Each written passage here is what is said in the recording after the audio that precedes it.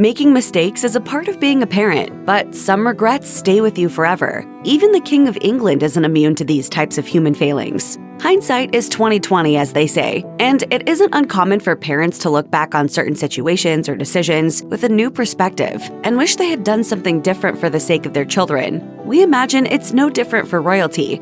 In the case of King Charles III, there is one decision he made when his sons Harry, Duke of Sussex, and William, Prince of Wales, were young that he regrets.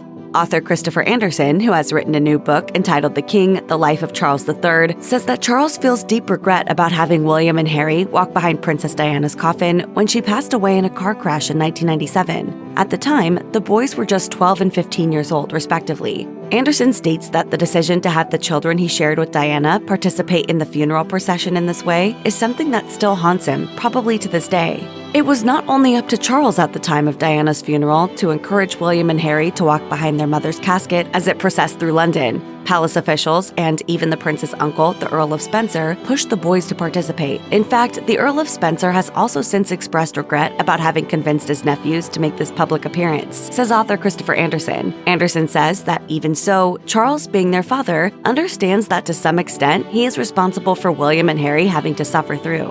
A source of this guilt is likely the fact that William and Harry, now adults, have spoken out about how traumatic and deeply affecting that experience was for them at the time. It lends a thoughtful, grown-up lens through which their family can understand and view what the young boys went through. When my mum was taken away from me at the age of 12, just before my 13th birthday, I didn't want the life.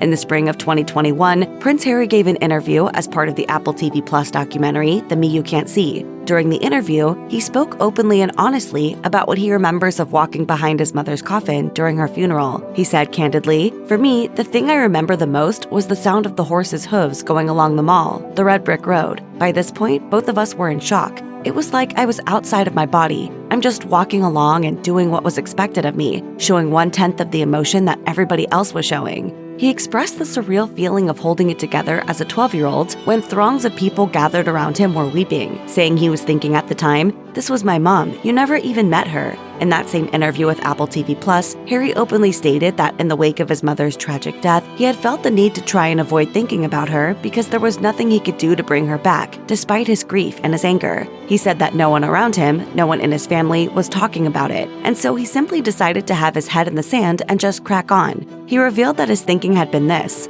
"I don't want to think about her, because if I think about her, then it's going to bring up the fact that I can't bring her back, and it's just going to make me sad. What's the point of thinking about something sad? What's the point of thinking about someone that you've lost and you're never going to get back again?" And I just decided not to talk about it. But now, as an adult, Harry feels talking about it is the only way to process it in a healthy way. He explained, "Family members have said just play the game and your life will be easier. But I've got a hell of a lot of my mom in me. The only way to free yourself and break out, it's to tell the truth."